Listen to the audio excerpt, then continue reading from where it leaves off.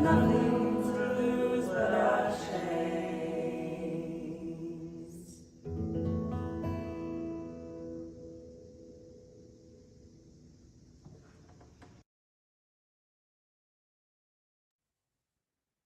Welcome to the Freedom Church of the Poor, this 19th day of October, 2025. My name's Adam Barnes. I'm calling tonight from New York City. I'm with the Kairos Center, and I wanted to welcome all of you who are here tonight in the Zoom, all those who are listening online, and all of those who maybe listen later during the week. We're glad you are here. We're glad that we are together in these times. So I'm going to get us started with a little reflection on our service tonight. We are blessed to have leaders from the Apache Stronghold with us here tonight. If you've been coming to Freedom Church of the Poor, you've probably heard about the struggle to protect Oak Flat, also known as Chichilbilgatio. It is a fight that has been going on since, I think, 2016 to try and stop a mining project and protect sacred land that has, for countless generations, provided medicine and played a critical role in the spiritual life of the Apache. Oak Flat is where many young women's coming-of-age ceremonies have happened. It's a place of worship where we can draw nearer to the Gan, or the mountain spirit, that provide people with teaching and blessing and healing. A company called Resolution Copper, which is a subsidiary of a massive international mining company called BHP and Rio Tinto. They are trying to extract one of the biggest deposits of copper in the Western Hemisphere below Oak Flat. And they plan to use a method of mining called block caving, where they'll soften and explode the earth below ground and around the copper deposit, flush it with water and siphon off the copper and leave a massive crater where Oak Flat stands, also threatening to contaminate the water table in the valley below. Now, folks may know that copper is a really good conductor of energy. It means that energy can pass through it easily and efficiently. And this is why they use it in wiring and for storing and transferring so-called clean energy. But I think we should also recognize that this massive deposit of copper and its capacity to hold and transfer energy could actually be one of the reasons why the land holds such spiritual significance, why it is a source of medicine and a place of sacred ritual. We should ask ourselves, if we are sensitive enough to the world, to the things it holds and teaches us, could we know the concentrated energy being drawn in and coursing through the land around us? Not just electric energy that can be bought and sold and used to drive production, but the energy of life, of the mountains and rocks and trees, and of those freedom fighters who have died and those who still fight today. Instead of trying to extract and commodify this energy and to control and own it, the Apache have been drawn to this place with gratitude for what it gives and respect and care for its power, not seeking to own it, but to share, to learn, to preserve, to heal, and to be in right relationship with each other and with the earth. We are witnessing times of intensified cruelty, hate, division, and violence. And this nation, I think it's safe to say, is pushing towards the brink of civil war.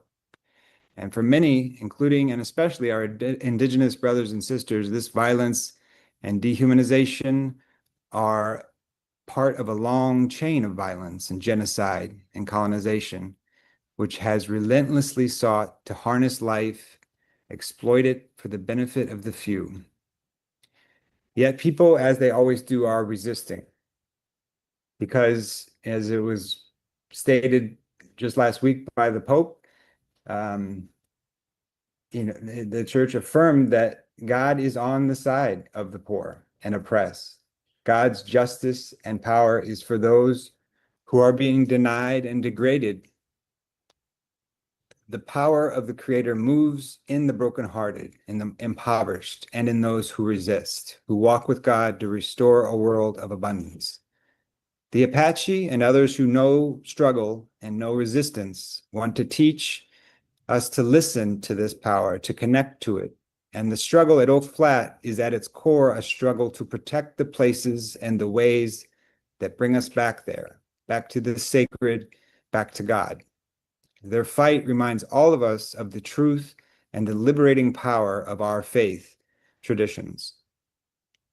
The power to care for all life and to arise not from a doctrine, and this power arises not from a doctrine or a preacher or a book, but from the struggles of the poor and dispossessed. This is also what is at the core of our mission here at the Freedom Church of the Poor, where we gather every week to bring in and share and learn from the sacred struggles of our people, to be together and to continue to get organized and walk with God in restoring right relationship between our people and with our earth. So with that, I'll remind us of our mission at the Freedom Church of the Poor. You can find it.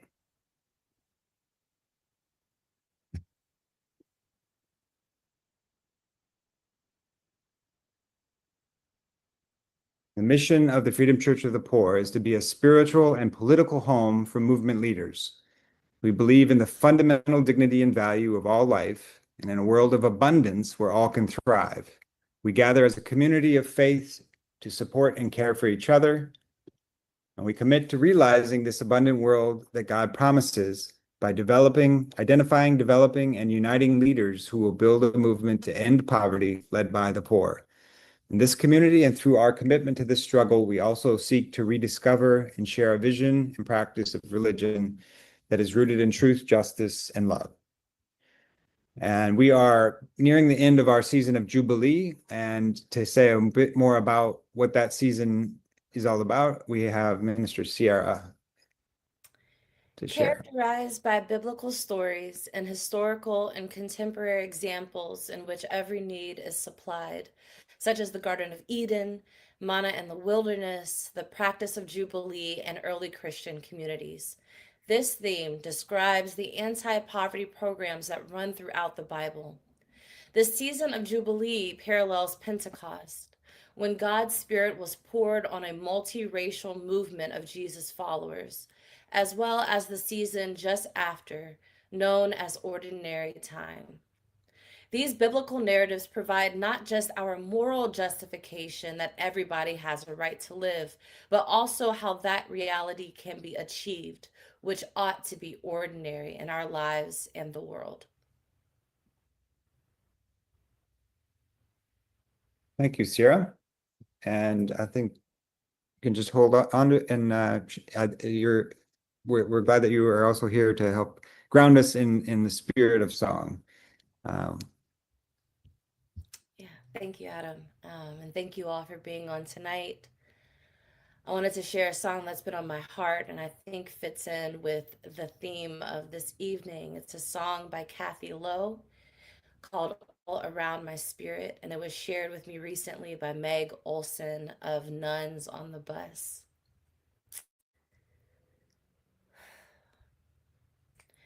I will rock my heart till the walls come down. I will rock my heart till the walls come down. I will rock my heart till the walls come down.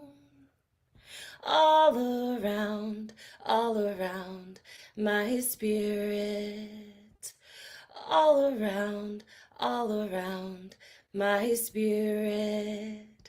I will work for peace till the walls come down. I will work for peace till the walls come down. I will work for peace till the walls come down. All around my spirit. all around my spirit. I will pray for you till the walls come down. I will pray for you till the walls come down. I will pray for you till the walls come down. All around my spirit. All around my spirit. I will sing our songs till the walls come down. I will sing our songs till the walls come down. I will sing our songs till the walls come down. All around my spirit. All around my spirit. I will organize till the walls come down. I will organize till the walls come down. I will organize till the walls come down. All around my spirit. All around my spirit. I will rock my heart till the walls come down. I will rock my heart till the walls come down. I will rock my heart till the walls come down. All around my spirit. All around my spirit. Thanks, y'all. Thank you, Minister Sierra. Got lost in that melody. So nice. Thank you. Our scripture tonight is from Luke 18, verses 1 to 8. And it reads, "Then Jesus told them a parable about their need to pray always and not to lose heart. He said, in a certain city there was a judge who neither feared God nor had respect for people. In that city there was a widow who kept coming to him and saying, 'Grant me justice against my accuser.' For a while he refused, but later he said to himself, 'Though I have no fear of God and no respect for anyone, yet because this widow keeps bothering me, I will grant her justice, so that she may not wear me out by continually coming.' The Lord said, 'Listen to what the unjust judge says. And will not God grant justice to his chosen ones who cry to him day and night? Will God delay long in helping them? I tell you, he will quickly grant justice to them. And yet, when the Son of Man comes, will he find faith on earth?'" And tonight we're blessed to have with us to reflect on this scripture and to share a bit about his own story, Dr. Stephen Pavey, who's the founder of Hope and Focus and also a leader with the Apache Stronghold, a dear friend and a longtime movement leader. So glad you could be with us tonight, Steve, to share some of your thoughts. Thanks. It's always good to be with Freedom Church. And I think I initially said no to coming on to talk about the Bible. In many ways, the Bible has been so intellectualized that it has not been helpful for me. But then here again, I've been proven wrong. The lectionary picked this verse, this section, and it feels very relevant for our times. So before I share a little bit about what this passage in the Bible in Luke means to me, I think it's important to talk about how I read this text now. How do I come to the Bible? What are the eyes I have, the ears I have? Who am I walking with? Who walks with me? And so whenever I go anywhere now to meet up with people, or if someone asks, who are you? And they ask for you to belong to something. I've largely let go of belonging to anyone or anything. I'm not connected to very many organizations. I don't have a job, anything. So I'm literally Steve Pavey, son of Mother Earth. And when I have to say something, I say I'm a part of the Apache Stronghold, which seems odd because it's odd to them to have an organization because we are family. And so I think it's important to share as I come to this text what it means for me to belong to the Apache Stronghold. I got connected in 2018, really not in an effort to protect. It was to protect Oak Flat, but it was to go on a longer journey across the U.S., praying, meeting with communities that had been devastated and hurt, where the earth had been hurt, communities had been hurt, and praying with medicine. And that drew me, and I became a part of a family because I learned to see the world with new eyes. Growing up, you might ask, like, how could someone like that looks like me, someone that comes from Norway and Scotland and England, be a member of the Apache Stronghold? Well, here's the good news. You don't have to be Apache to belong to the Apache Stronghold, because the Apache Stronghold are they're about more than just protecting Oak Flat. They're about protecting all of our mothers and reminding us that we are family.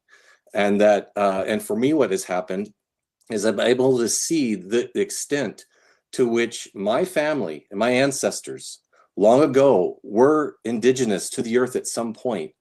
And this capitalist corporate system has severed me and my family and many of us from what is important, that reminds us about who we are in the world and what is important and what is most sacred. And the gift that God has given us that we all need and must protect if we are to live and to survive and to care for one another. And our religions have largely been co-opted, and Christianity is probably at the top of that list of religions that have been co-opted. And that's why, as I said earlier, I think largely the Christian religion for me has been isolated and captured by a book and put into a building and run by people who have salaries that are connected to people who have to fund that, corporations. And so you can see the disconnect right away that happens when we are stuck in a book where religion is intellectualized and it's no longer in our heart or in our bodies. And you start seeing that when we're in a building and no longer out underneath the oaks on the mountain and along a river, how disconnected we can become to what is most important to remind us who we are and with each other.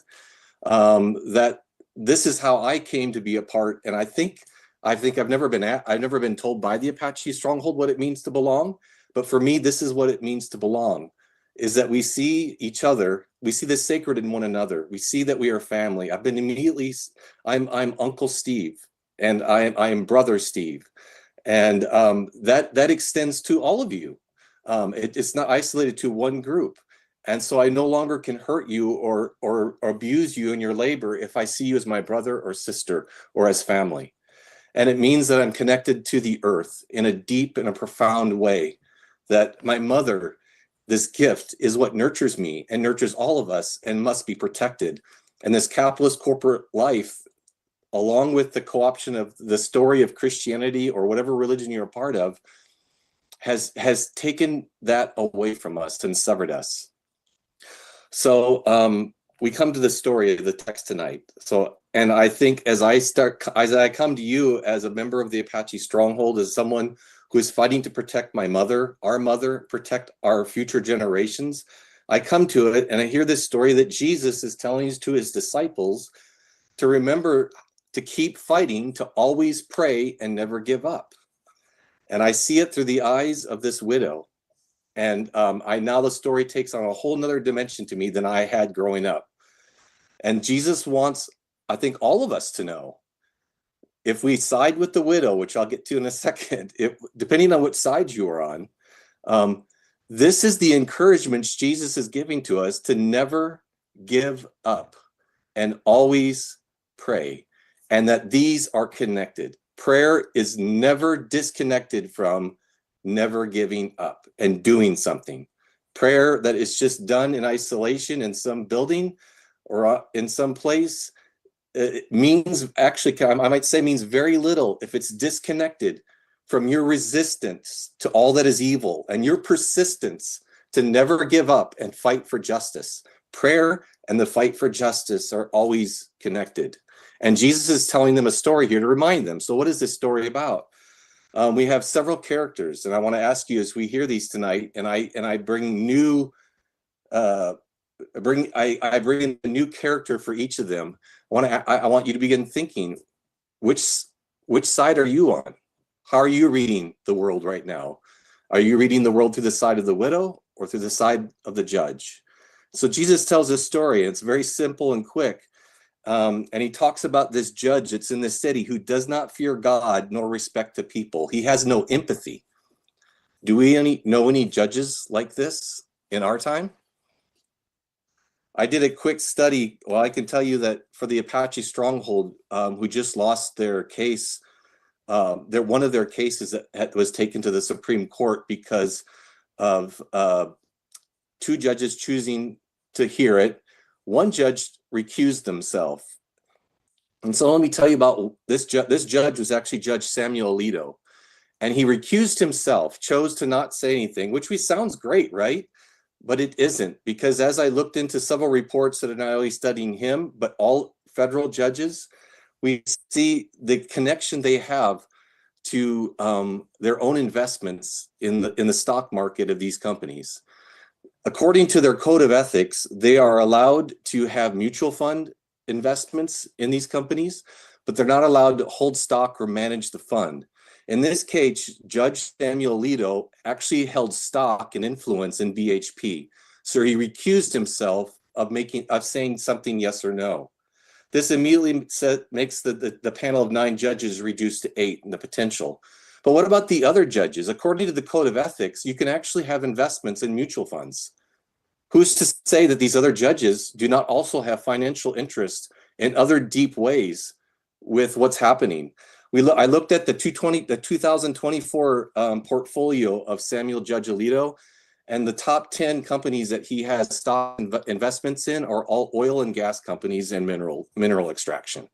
And he has and over the last few years, he's had to recuse himself of 64 cases. And there are cases that he's been able to make a say in because prior to the case, the month before, he was allowed to sell the stock and buy stock somewhere else so that he was able to then make a judgment. This is the state of our judges at the Supreme Court level. People who are buying and selling stock so they can make decisions about what happens in this country. And so we have Jesus telling the story about never giving up. He begins with the story of this corrupt judge that lives in the city nearby. And we certainly have corrupt judges living nearby. And the illusion and the lie of justice that we think that this is justice, we must see through. But we have to see through that through the eyes of someone else in the story. And the next person in the story Jesus comes to is the widow. The widow I think it's really important. I think Jesus told in the telling of the story, picked the widow out for a very important reason. All through the ancient empire and into Jesus' time, the widow was one of 3 of the most vulnerable, oppressed people on the earth. There was the widow, and there were orphans, and there were immigrants, refugees. Of these 3 people, Jesus chooses the widow, but they all, to me, represent a group of people that empire has oppressed and does not listen to and continues to listen to. Let me posit to you, after especially this recent tour with Winsler on the Defend the Holy tour, speaking to churches and listening to his story, and also through the eyes of Reverend Mendez, who introduced me to Howard Thurman, who was looking through the Black experience of what was happening in Native Americans. I do not know if we have a more oppressed group of people in the United States than Native Americans. And it's why Windsor calls us, if we are to do anything about what's happening right now, we have to go back to the beginning to hear the original story about how this all got set up. Because they were the original people that this system began coming in and killing through genocide, virtual complete genocide, and stealing of land, and then an attempt to assimilate through boarding schools, And then in the end, those left placed on what we call reservations, but now I know to be prison camps as prisoners of war, because they do not own the land, cannot leave the land, they're wards of the state. And so for me, in hearing this story about a corrupt judge and a widow who has experienced injustice, who continually goes week after week to this judge to demand justice, this is the Apache people. This is Native people in my eyes. And I cannot think of a people, the Apache Stronghold, who have been more persistent in prayer and in action than the Apache in appealing to judges to ask for justice, to appealing to this nation to ask for justice. 27% of Native Americans, I just found out last year, Native American children, because I wanted to go just to the children, the most vulnerable, 27% of them, 1 out of 4, live in poverty. That's double the rate of every other child that lives in the United States. I say all this because the fight to protect the flat is to also protect these children. It's all connected. And we might hear that from Winsler. Protecting Oak Flat is protecting our families, our children, the most vulnerable. The gift that is, if we protect, is able to protect all people. In the story, this widow wears out the judge, and the judge finally gives in and grants her justice. But I think it's important in this story to see here that Jesus does not tell, because he could have made, this is just a story he made up. It's a parable. But he doesn't say that the judge was changed. He doesn't say the judge became just. He doesn't say the just all of a sudden understood what the widow was going through and that the judge cared. The judge didn't care. He still doesn't care. He still didn't fear God, it says. He still didn't care about people. But he was tired of what in the text actually reads, receiving a black eye from this woman from her persistence. So he finally grants her justice because he's tired of receiving a black eye, because these people have never given up. To me, that seems a bit hopeless, hearing that a little bit, that we have to do that. But to me, the hope is in the continued part of the story that Jesus says, is that there is another judge beyond the judges that these empire sets up. And that judge is God, who oversees justice. I will never forget being at the Supreme Court with the Apache Stronghold when we first placed the case before the Supreme Court, and Winsler was talking, and I felt there was a sense of, like, is this going to work or is this not going to work or not? And I felt this complete freedom, and this is where we're supposed to be. We have to keep fighting. When he pointed above the Supreme Court and asked people to look at the clouds in the sky, the few trees that were around, the bird that was in the air, and said, above this court, which our eyes are all directed at, are the heavens and the earth. And this is where God resides, and our spirit that comes and speaks to us. And this God administers justice and will administer justice for us, apart from what these judges do. In the meantime, we keep fighting. And we do not pretend that these judges are who administer justice. Justice will come from God. But we will keep showing up. We will keep praying. We will keep persisting. We will keep fighting, and we will not stop. That's what I'm hearing from this story. And my hope comes that I'm a part of a community that hasn't stopped fighting. And even though the Supreme Court has now said that we'll not hear this one case, maybe Winslow will be talking about 2 more cases that will be coming, but we will not stop fighting for this case or for Oak Flat, but for all those who are lacking in healthcare, for all those who are mistreated in their jobs, have not got the salaries, those who are dying because of lack of food and housing. This fight is all connected. And so I need to end here, but this is where I wanted to share more personally tonight about why and what this verse means to me before passing it on to Winsler, which Adam wants to introduce. Thank you so much, Steve, for sharing. those insights and just from your heart. And I agree. We will not stop fighting, in part because God won't stop fighting. So thank you so much, Brother Steve. And yeah, just really, really happy to see you here tonight, Winsler. It's been a minute, but we've been following the struggle, and just so grateful to have you with us. For folks that don't know, Dr. Winsler Nosey is the founder of the Apache Stronghold and the former chairman of the Apache San Carlos tribe out in Arizona, what's known as Arizona. So I'm just going to pass to you, Winsler, and again, so grateful to have you with us.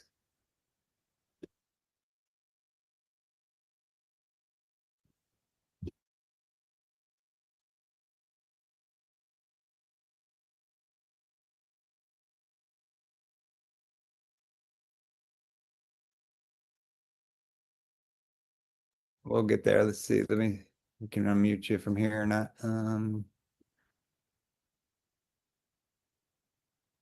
We're still muted. Sorry, Winsler.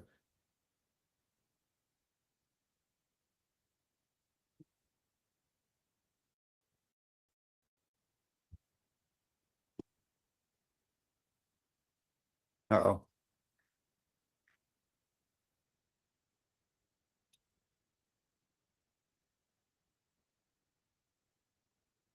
Looking for a youngster to help.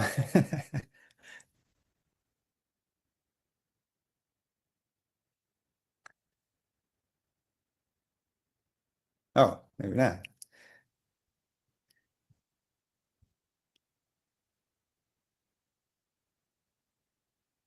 Hey, Teresa.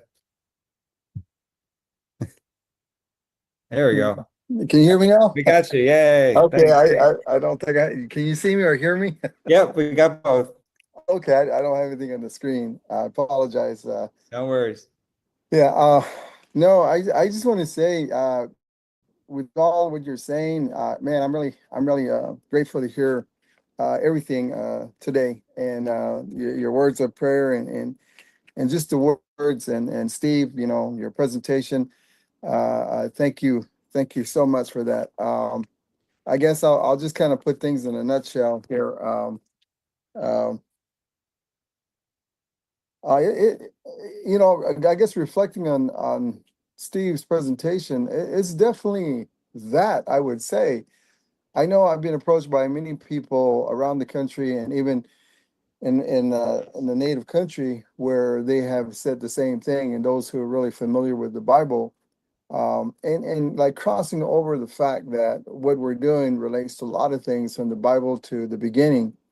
And I just got to go back to what my mother used to say, when she used to take me outside, and she used to say, yeah, she would say to me, like, do you hear, do you see, do you feel, all these things are real. No matter what anybody else says, this is real, and then just being reminded that, we're 70% water, and above Mother Earth is 70%, meaning that everything that's life, needs water, and we need water. And then, to see the United States government not put that as a priority, it doesn't even make the priority list. All the minerals make the priority list, for capitalism, but nothing for life. And then on top of that, you have the geologist reports coming out that 41% of our water in this country is contaminated. Then you have the propaganda again coming from these corporations that they're going to filter and make good water better than what it was, but yet it doesn't erase the fact that we're 41%, with not good water. And like a lot of these things come to mind. I guess I just wanted to share with as quickly as I can, those experiences that I gain across the country. And what really affects me the most too, is speaking on religion, is the fact that we kind of lost. I think we've lost the common goal of what we are as people in this world. And in our religion, in a way of life, our identity takes us to that, and it seems like we replaced it with something else, and it's not a priority anymore. So I see that big conflict across this country, because when it comes to our child being born into the world, there's really like no connection, really no physical connection to Mother Earth. And so a lot of our children grow up again with not having like personal ceremonies that relate to them as they grow into being adulthood, and how, when they have a child, it turns back that they have to teach their child how important Mother Earth is. And, going across the country, I run into that. So I try to emphasize to everybody that know who you are, because the big problem we have in this country is our identity, meaning personal identity. When we say like a personal journey to a sacred unity, well, it starts with us first. We really need to know who we are. We really need to make peace with that. Because if we make peace with that, then when we come to the sacred journey where we meet everybody else, then we're all like on the same page. And I tell people to try to, work hard to reflect on themselves. And it's okay to admit, the pros and cons, because from there, only true healing comes. Like for me, being a victim of the past made me understand what my road was to the future and what I needed to do. And then, the ties of just, who God made me to be. And I find that really important in anybody understanding anything, especially in this country, where I think it's no different than the reservation, where it's just a big boiling pot, and there's no really consistency. There's no really, there's really like they give us like a false foundation, one that's an illusion, and it's all about money. It's all about, for yourself, protect yourself, get what you can, teach your family the same way. Don't worry about others. This is the American dream. In the meantime, when we talk about the poor people, it falls back to what we have as poor people is the earth. But now they're coming after the Mother Earth, and by the minerals and destroying the water and everything that's edible, then what's going to be really left for the poor people? I mean, it's going to really be destroyed and gone. But even for them, they break themselves away from us, but they're no different, because all of that's going to run out. So we're not going to survive. Both of us are not going to survive. And so it's really critical on the identity part, because we all are indigenous, and I really learned that going across the country and meeting so many people, because it takes me into the part where I just talked about the water, that a lot of them don't seem to understand how water is the giver of life. The political side of things, I'm grateful that, the Creator had given me an opportunity to invest some knowledge into what politics is and what it leads to. So I'm grateful that the Creator gave me an opportunity there, because I can talk for days and days, but what it really comes down to, again, that's really destroying from the north to the west, to the east to the south, all the four corners of this country of ours, and the world. But for us particularly is that we come back to the 1872 mining law, because when I travel the country, I start realizing that like a lot of people don't know what that is. And a lot of people don't know that it's hurt, the American people, because the corporations have the ultimate authority when they're giving, from the government, these abilities to mine, to oil, and then to contaminate water, contaminate land, contaminate sacred sites, holy sites. And even not just for even not just for Native people, but other people have made areas a sacred place for them, where their children have given birth. It's like it strips them from it, and not allows them to tie any of their human value to it.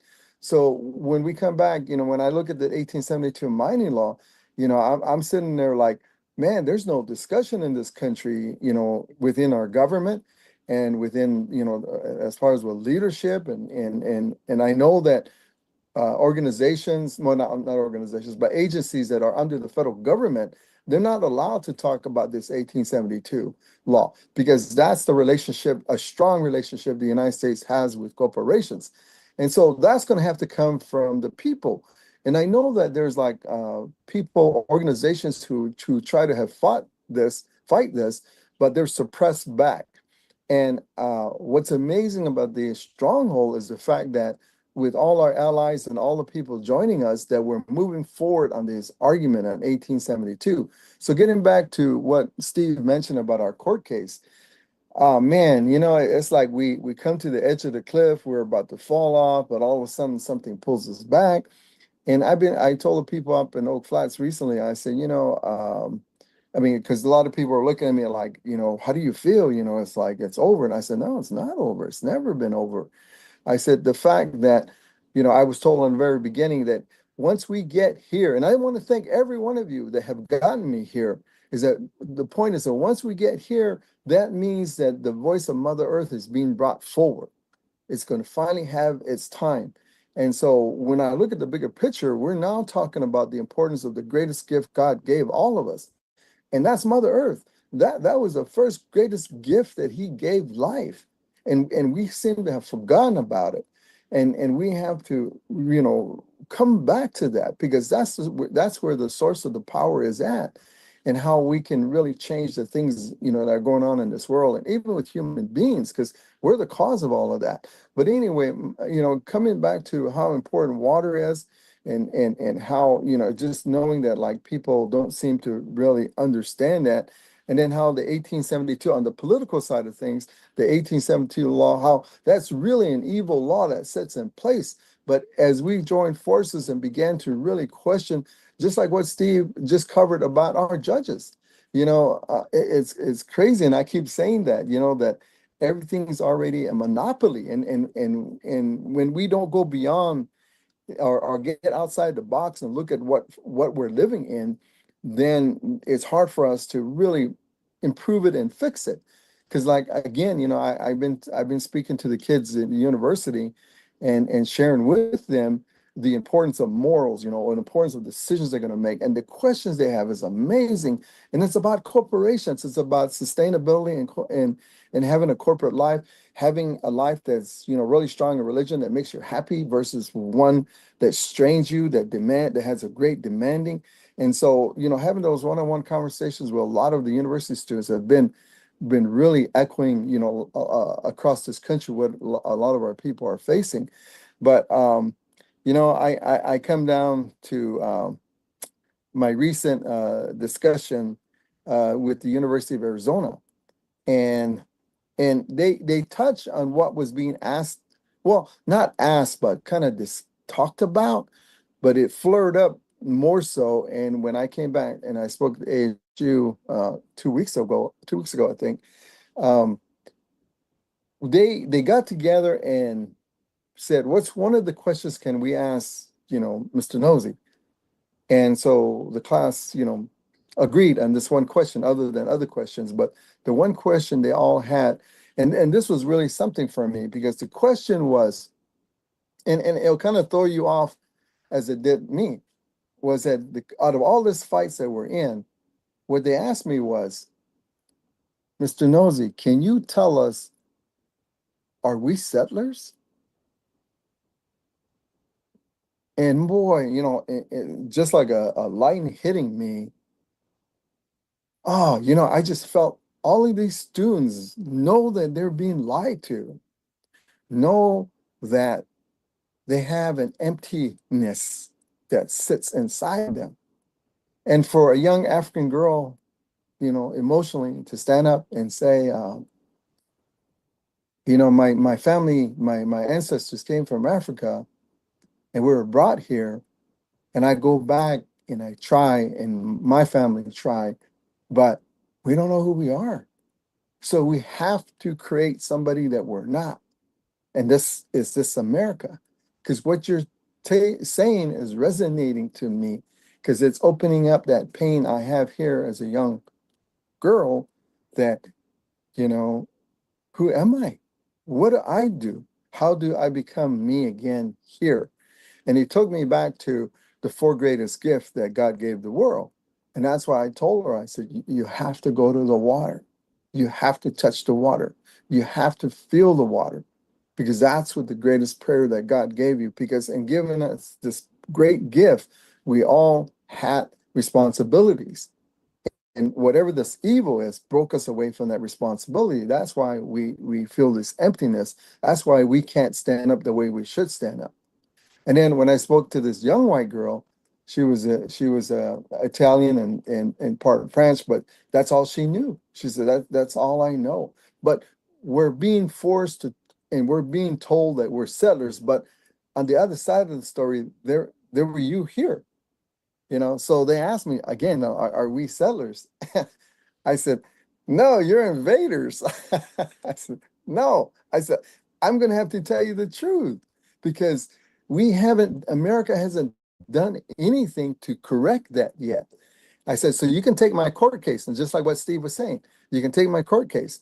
Long story short, the United States made it clear that we are the wardens of America and they would do as will with us. And I said, you got to really play into what they're saying. I said, because what they're saying is that they don't care about anybody else in this country. And the only ones that stands in front of them is the native people. But once they eliminate us and in our spirit world, in our spiritual connection, then everything's free game. They have no concern for anybody else.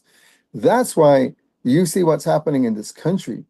That's why, we see what's happening because we lost that part. And what can get us there quicker and faster back is knowing the greatest gift God gave us and the purpose of it. And, and we're in that time. And last but not least, I think that, as Steve was saying in our court case, I'm sure you're all my friends out there. I'm sure there's probably nobody on the Resolution Copper side out there. But remember, our court case was filing for the injunction. And long story short, it made its way all the way around. But we're in the Supreme Court. The first time we got to the Supreme Court, and it hadn't been heard yet, but now Trump was moving the EIS.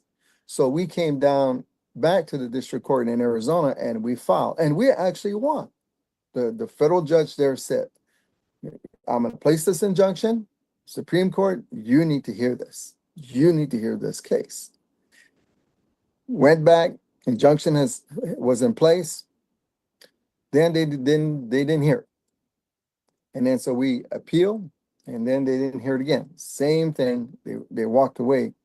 So where we are right now is that, remember, I have our big case yet. The whole religious case is still sitting. It hasn't been thrown out. It's sitting in the district court. So we have the option to ask one more time at the district court that we want this injunction. But from prayers, the way prayers work, we got help again. And we were told, no, wait, do not file an injunction. You have the big court case pending. Because whatever happens in this next two, the one Steve was mentioning, the tribe and the environmentalists, is that they're going to move my big case, our big case. That's still pending. We do have federal judges that want to take this case. And that means that the first shot is going to be at the district court. So as soon as they decide on whatever happens in the two that's in right now, the Ninth Circuit Court, we're sitting there ready. And I'm like, oh man, talk about prayers, talk about people praying and like Steve was saying, this court case is tied to everything in this country. Everything. And if we get this hearing, that means for the first time, the United States government, with their cahoots, the mining corporation, will be cross-examined by our attorneys. And you talk about, like, if that day comes, you're going to hear evil at its best. Like we've been hearing it, but you're going to hear them, at their best, trying to convince this country that what they have been doing was right. But now I go back to the prophecy where they say good and bad will hit one more time. But see, it's not going to happen if we're not together. We have to be together. And I believe that what we see in this country right now, this of what we're doing is a bigger movement because it's the identity. It's the future of our children. It's the future of the ones yet to be born, what this place really is. And that's why we have to insert ourselves strong when it comes to the greatest gift that God gave all of us. And so this is a spiritual journey. We are the stronghold. And the stronghold comes from our people because it was a place of gathering of families and people that were discussing this ugly that was coming. And what are we going to do? And that's where the name is just going Zihi. That's where the people said in prayer, we're going to stand here strong. This is our place. This is our hold. This is where we will hold. And that's where the stronghold name comes from. It was family and people coming together to stand against what was coming to destroy who we are. And so I really feel like, you know, for all of us, this really is the last chance in a spiritual way as humans. And from there, you know, the deities, the angels, the gone people, all these holy ones will, you know, will do what it needs to do. But we can't fail. We can't show that, you know, we lost it. And that's why we're all trying to keep that blessed gift that God gave all of us alive. And that's what we're all doing. But our court case, our road does touch every part of this ugliness that we can fix. But we have to really be proactive. We really need to know what we're talking about. And we really have to be committed in the spiritual way. So thank you, Adam. I don't know how much time I had, but I want to cut it short so that, you know, we can finish your program. So Very grateful for you and your leadership and the leadership of the stronghold, and for this reminder of how important it is for us to know ourselves and to connect to who we are, and begin to heal and move together and restore this world. So thank you for this fight and the persistence of 400 years of struggle. We know that God is with us in this fight, and yeah, we will keep moving, keep fighting, till we get to that day of justice and abundance for us all. So thank you so much. Sending you all lots of love and in the stronghold. We're gonna close out the service with a time of prayer. This is the prayers of the people. If you have any concerns or joys that you want lifted up, please add them to the chat. For just a couple of special prayers tonight. One was remembering Brother Wayne Skatum. Folks may know Wayne from the Wisconsin Poor People's Campaign, who testified there once on behalf of the PBC in DC. He died last week after a fight with cancer. He was a fierce advocate for healthcare for all, and he will be remembered in power, and his leadership and courage will stay with us in the fight ahead. If you don't know about Wayne, please look him up and learn more about his leadership. I also want to have a special remembrance of Dr. Phyllis Tribble. Dr. Phyllis Tribble is the author of a book called Texts of Terror, among other books, but her scholarship really did shape biblical studies, and insisted that the church and the academy confront both the beauty and the brutality of our sacred texts. A lot of the Freedom Church of the Poor community has drawn on her research to expose the just that, the brutality and the beauty of these texts in a very real way. Finally, just wanted to offer a short reading from the Bhagavad Gita. Tomorrow is the holy season of Diwali. Many Hindu brothers and sisters that are part of the Freedom Church of the Poor community, it's a powerful day to remember the struggle for justice and its endurance in our world. In the Bhagavad Gita, it says, whenever righteousness declines and unrighteousness rises, then I, Krishna, manifest myself for the protection of the good and for the destruction of evil and for the establishment of what is right. I come into being age after age. As Reverend Abi, remind us this is not about God's descending from the heavens. It is about rising to answer the call of justice again and again in every age. So some beautiful words of wisdom, reminding us of the persistence of our struggle and of our people. So I'm just going to check see if we have any prayers from Karen for a change in human consciousness and for our Mother Earth. Thank you for that. From Cynthia for the 44 souls who died in Israel bombings today across Gaza, and for the continued justice and strength to the Apache stronghold. May that justice come soon. And for all those who were out in the streets yesterday, a prayer of gratitude to you all. And from Reverend Judith, who extended prayer to Basil Braveheart, prayers of healing, sending them out to you.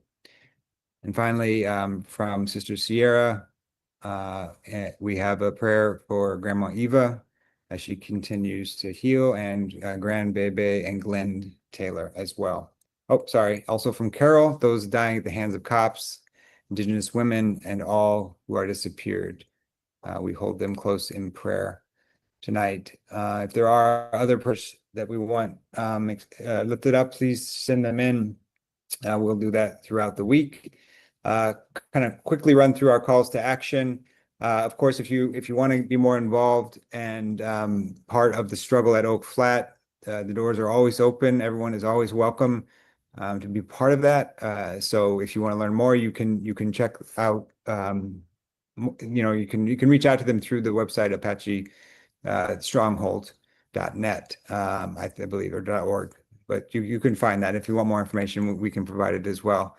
Just a quick word, extra underscore today is we want to lift up one resource. I got one resource and one announcement, and then we're going to go. But the one resource I think that is on my mind is this study that we did last year on Kings, on the books of Kings, and is a, gosh, where is it now?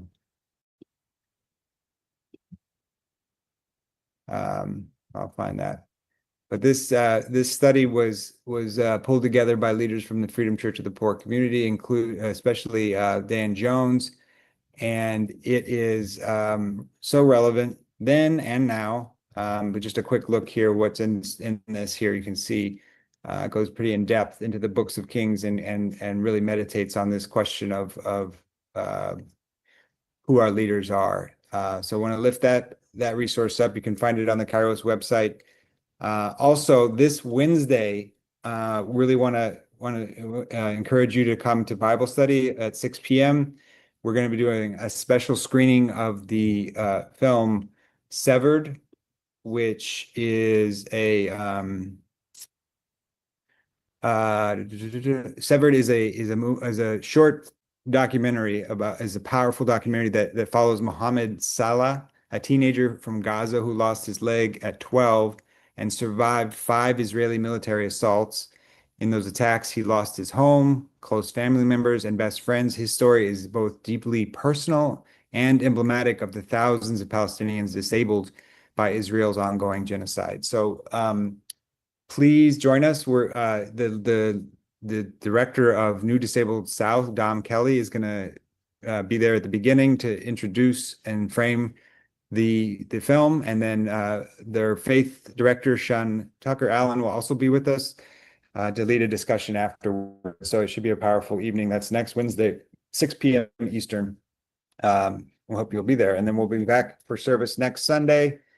We got a pretty exciting service in store next week. Got a big announcement about a big push that we're doing here at Kairos. So please join, bring friends, and we will see you then. I think we are going to go out just like that. Okay.